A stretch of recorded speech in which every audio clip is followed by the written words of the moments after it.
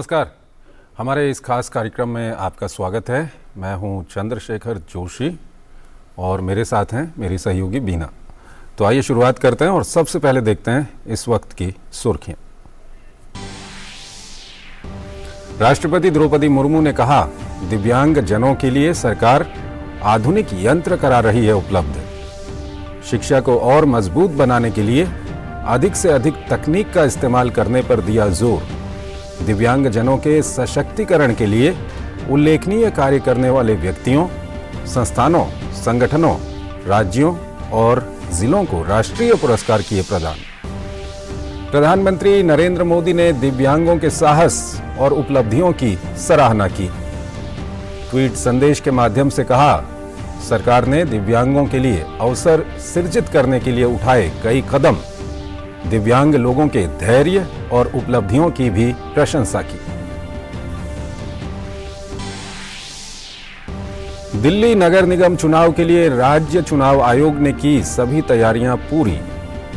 कल 250 सीटों के लिए डाले जाएंगे वोट। पुलिस ने किए मतदान के दौरान सुरक्षा के पुख्ता इंतजाम। मेट्रो के समय में भी किया गया बदलाव। गुजरात विधानसभा के दूसरे और अंतिम चरण के लिए चुनाव प्रचार हुआ खत्म। दूसरे चरण की 93 सीटों पर 5 दिसंबर को डाले जाएंगे वोट। मतों की गिनती 8 दिसंबर को होगी। आतंकवाद रोधी योजनाओं पर अमेरिका में एक ब्रीफिंग के दौरान भारत की स्थायी प्रतिनिधि रुचिरा कंबोज ने आतंकवाद के खिलाफ मुकाबला करने पर दिया जोर। कहा, दिल्ली घोषणा से सहमत होकर आतंकवाद रोधी समिति ने आतंक का मुकाबला करने का लिया है संकल्प।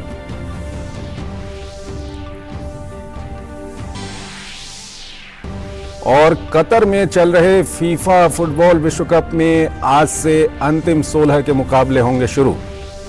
नीदरलैंड्स और यूएसए के बीच होगा पहला मुकाबला। वहीं ग्रुप सी टॉपर अर्जेंटीना और ऑस्ट्रेलिया होंगे आमने सामने।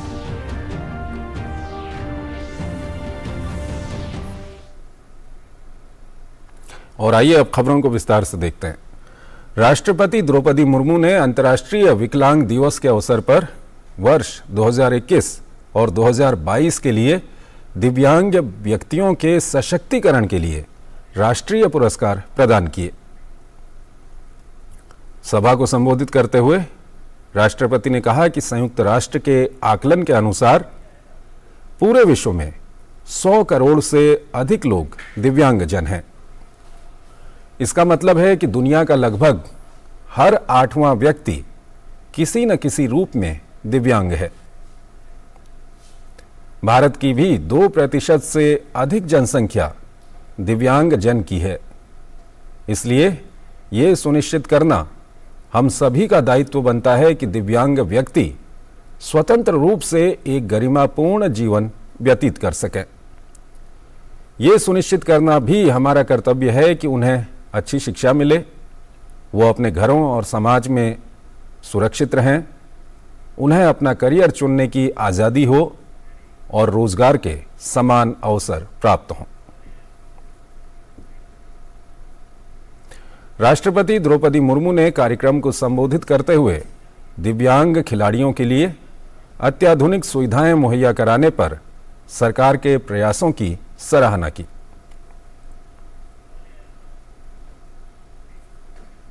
उन्होंने देश में cross disability early intervention centre खोले जाने पर सरकार की सराहना करते हुए राज्य सरकारों से भी सेंटर स्थापित करने का आह्वान किया।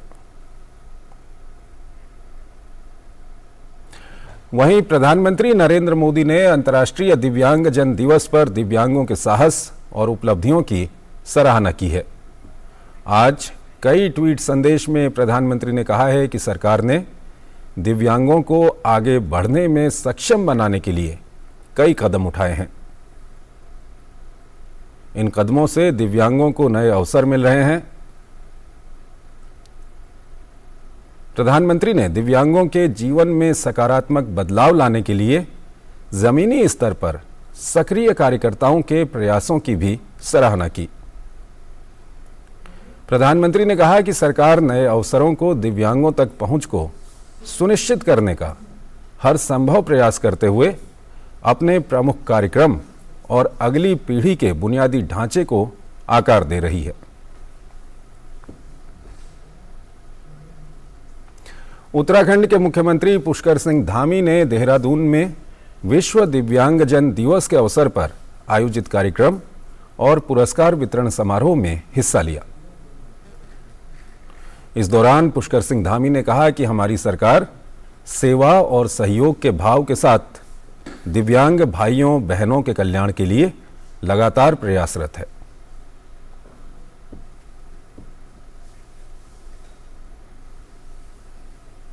चुनाव आयोग ने अंतर्राष्ट्रीय दिव्यांग दिवस पर दिव्यांगों के प्रति सम्मान व्यक्त करते हुए उनके साहस की सराहना की।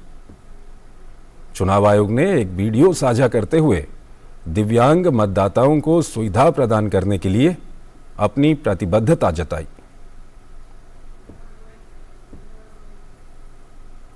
दिल्ली नगर निगम चुनाव के लिए राज्य चुनाव आयोग ने सभी तैयारियां पूरी कर ली हैं।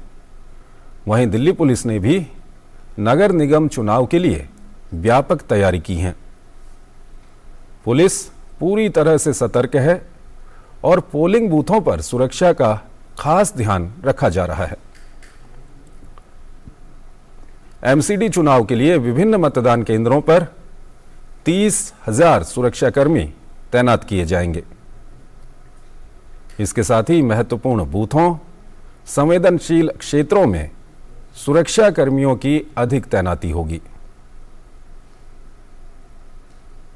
पुलिस के साथ होमगार्ड, सीआरपीएफ भी तैनात रहेंगे और इसके साथ ही रात में पुलिस की गश्त भी चल रही है। एमसीडी चुनाव को ध्यान में रखते हुए मेट्रो के समय में बदलाव किया गया है। 4 दिसंबर को मेट्रो सुबह 4 बजे से शुरू होगी। सुबह 6 बजे तक सभी लाइनों पर 30 मिनट के अंतराल पर मेट्रो चलेगी। सुबह 6 बजे के बाद मेट्रो अपने सामान्य समय के अनुसार चलेगी। वहीं दिल्ली में सरकारी स्कूल रविवार को होने वाले नगर निगम चुनाव की तैयारी के सिलसिले में आज बंद रहे। शिक्षा निदेशालय ने एक परिपत्र में कहा कि इसके बदले में राजधानी के सरकारी स्कूल महीने के दूसरे शनिवार 10 दिसंबर को खुले रहेंगे। रविवार को एमसीडी की 250 सीटों के लिए वोट डाले जाएंगे।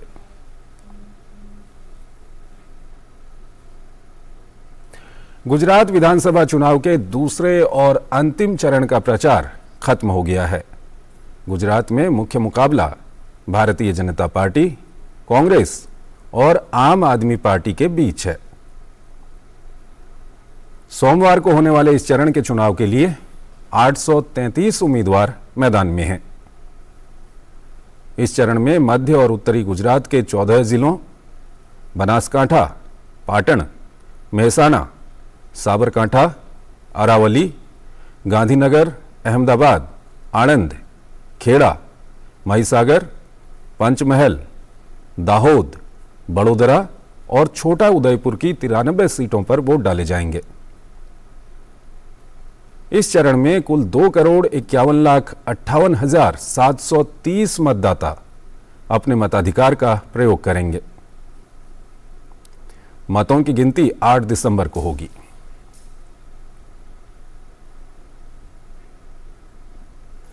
गुजरात की मुख्य निर्वाचन अधिकारी पी भारती ने सोमवार को होने वाले चुनाव के विषय में जानकारी देने के लिए प्रेस वार्ता की। उन्होंने कहा कि दूसरे चरण के मतदान में 61 राजनीतिक पार्टियों के 833 उम्मीदवार भाग ले रहे हैं। इसमें कुल मतदाता 2,51,58,730 हैं, जिसमें से पुरुष मतदाता 1,29,26,501 हैं।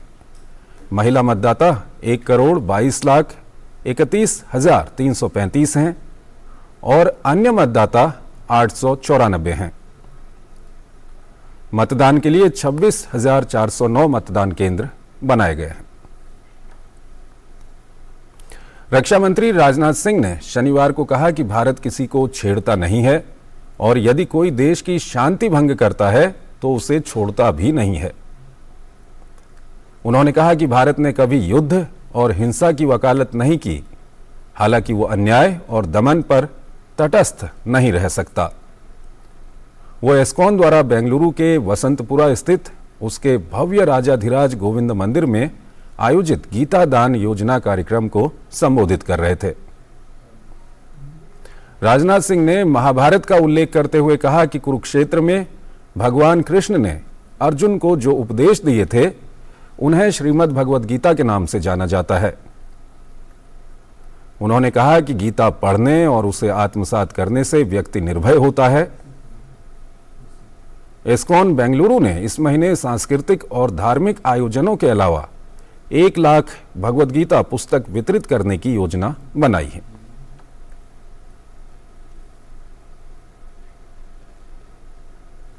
केंद्रीय इलेक्ट्रॉनिक्स और सूचना प्रौद्योगिकी मंत्री अश्विनी वैष्णव ने दिल्ली में एक राउंड टेबल कॉन्फ्रेंस में दूरसंचार क्षेत्र की निर्माण कंपनियों के 42 सीईओ के साथ बैठक की अध्यक्षता की। बैठक के बाद केंद्रीय मंत्री अश्विनी वैष्णव ने कहा कि हमने दूरसंचार क्षेत्र की विभिन्न निर्माण कंपनियों के 42 सीईओ के साथ बैठक की और भारत को दूरसंचार प्रौद्योगिकी में अग्रणी बनाने के लिए पीएम मोदी के दृष्टिकोण के अनुरूप हमने बातचीत की। उन्होंने कहा कि पीएलआई यानी कि प्रोडक्शन लिंक्ड इंसेंटिव योजना अच्छी तरह से तैयार की गई है और इसकी सादगी के लिए इसकी सराहना हुई है।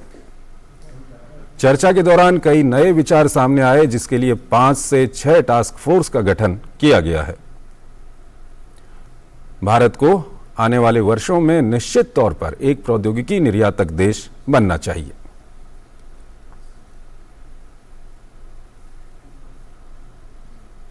केंद्रीय कोयला मंत्री प्रहलाद जोशी ने कहा कि देश में कोयले की कोई कमी नहीं है।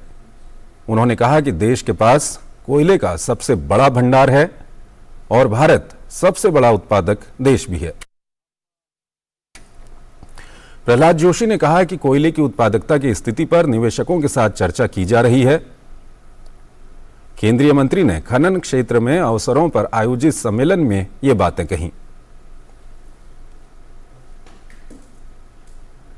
नौसेना प्रमुख एडमिरल आर हरिकुमार और उप प्रमुख वाइस एडमिरल एसएन घोरमडे ने बैडमिंटन खिलाड़ी पीवी सिंधु के साथ नौसेना दिवस के अवसर पर 1500 किलोमीटर की दौड़ पूरी करने वाले नौसेना मैराथनर्स की अगवानी की।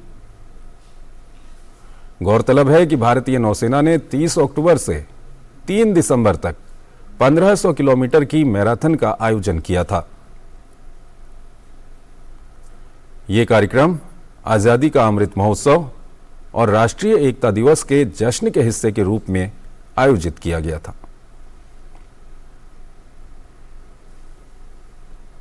एडमिरल आर हरिकुमार ने नौसेना दिवस से एक दिन पहले शनिवार को सालाना प्रेस कॉन्फ्रेंस में आत्मनिर्भरता पर जोर देते हुए कहा कि भारतीय नौसेना 2047 तक पूरी तरह आत्मनिर्भर हो जाएगी।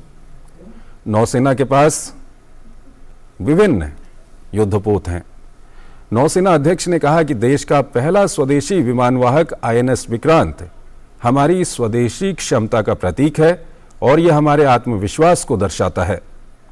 उन्होंने कहा कि मुझे यकीन है कि विक्रांत आने वाले वर्षों में हिंद प्रशांत क्षेत्र में गर्व से तिरंगा फहराएगा। उन्होंने कहा कि भारत हिंद महासागर के सभी घटनाक्रमों पर कड़ी नजर रख रहा है, जिसमें चीनी नौसेना के जहाजों की आवाजाही भी शामिल है। हिंद महासागर क्षेत्र आईओआर में बहुत सारे चीनी जहाज काम करते हैं।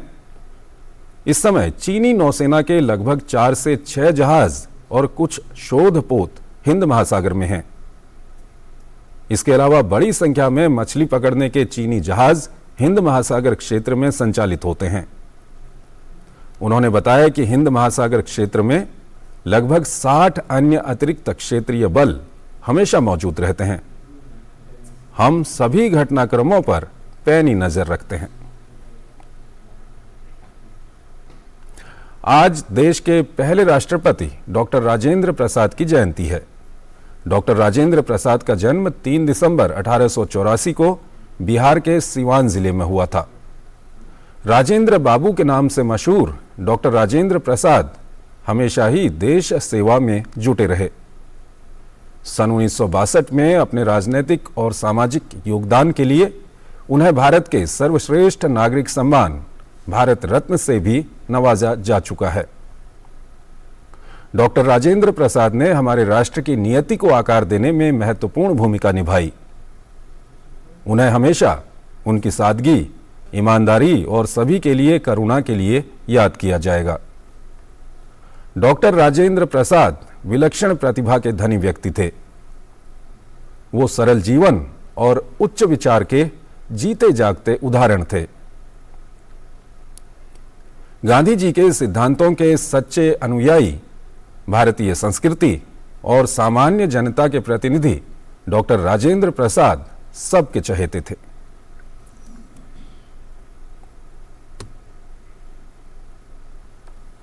प्रधानमंत्री नरेंद्र मोदी ने डॉक्टर राजेंद्र प्रसाद जी को उनकी जयंती पर नमन किया।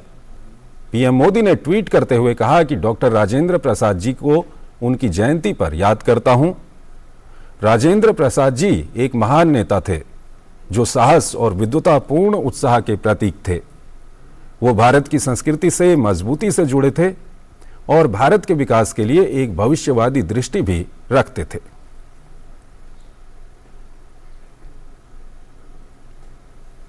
वाराणसी में चल रहे काशी तमिल संगमम में हिस्सा लेने के लिए संस्कृति, विरासत और परंपरा से जुड़ा दल वाराणसी पहुंचा। ये दल वाराणसी के विभिन्न धार्मिक स्थलों का दौरा करते हुए प्रयागराज और अयोध्या का भी दौरा करेगा।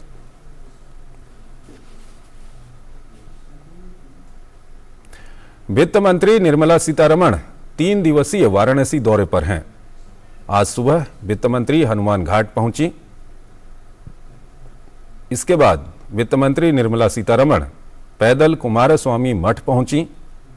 वहां तेनकाशी के वाद्य यंत्रों से उनका स्वागत किया गया। मठ के मंदिर में निर्मला सीतारमण ने दर्शन किए। उसके बाद पैदल चलकर लोगों का अभिवादन लेते हुए वो गौरी केदारेश्वर मंदिर पहुंची और वहां पूजन किया। वहां से पुनः हनुमान घाट पर आकर उन्होंने महान कवि सुब्रमण्यम भारती की प्रतिमा पर माल्यार्पण किया।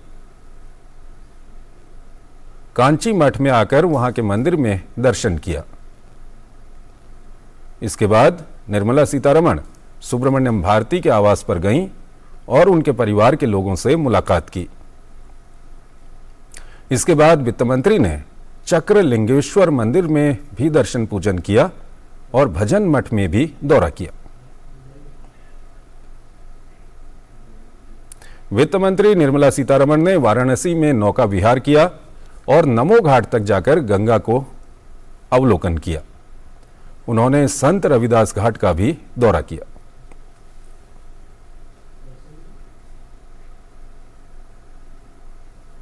पश्चिम बंगाल में बीजेपी और टीएमसी कार्यकर्ताओं में झड़प की खबर सामने आई है। पश्चिम बंगाल के डायमंड हार्बर में यह हिंसा की घटना हुई है। कार्यकर्ताओं ने इलाके में तोड़फोड़ और आगजनी की। यह घटना उस वक्त सामने आई जब भाजपा के वरिष्ठ नेता और नेता विरोधी दल शुवेंदु अधिकारी एक रैली को संबोधित कर रहे थे। इस दौरान कई वाहनों को फूंक दिया गया। हालात को देखते हुए मौके पर भारी सुरक्षा बल को तैनात करना पड़ा। इससे पहले आज भूपति नगर में एक स्थानीय टीएमसी नेता के घर में बम विस्फोट में 3 लोगों की मौत हो गई।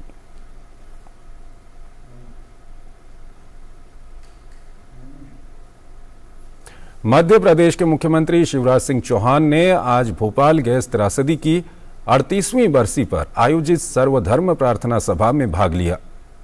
इस अवसर पर उन्होंने हादसे में जान गंवाने वाले लोगों को श्रद्धांजलि दी।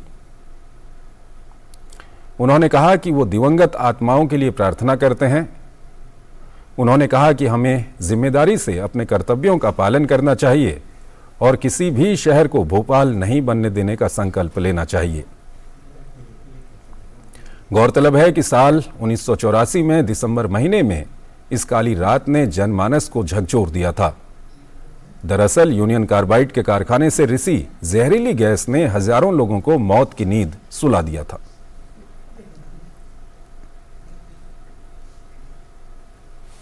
कतर में फीफा फुटबॉल विश्व कप में आज से अंतिम 16 के मुकाबले शुरू होंगे, जिसमें नीदरलैंड्स और यूएसए के बीच राउंड ऑफ 16 का यह पहला मुकाबला होगा। नीदरलैंड्स की टीम ग्रुप ए में टॉप पर रही, वहीं यूएस की टीम ग्रुप बी में दूसरे पायदान पर रही। दोनों टीमें खलीफा इंटरनेशनल स्टेडियम में आमने सामने होंगी। वहीं अर्जेंटीना और ऑस्ट्रेलिया आमने सामने होंगे। अर्जेंटीना ग्रुप सी की टॉपर है, वहीं ऑस्ट्रेलिया ने ग्रुप डी में दूसरा स्थान हासिल किया है। ये दोनों टीमें अहमद बिन अली स्टेडियम में टकराएंगी।